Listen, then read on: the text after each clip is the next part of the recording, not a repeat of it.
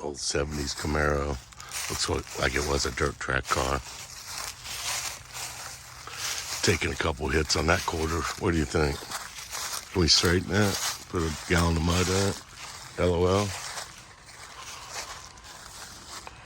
Wow, that car got hit hard. We got some old Ford pickup trucks here. Oh, that's a remnants of a Ford Granada. I can tell by the taillights in it. Some old Mazda pickup trucks. Old 50s Ford pickup. Some remnants of the original business. Can't read anything on it. Old big GMC. 2-ton. Now this is rare right here. I have never seen a cab over chassis Jeep. What's up with this thing?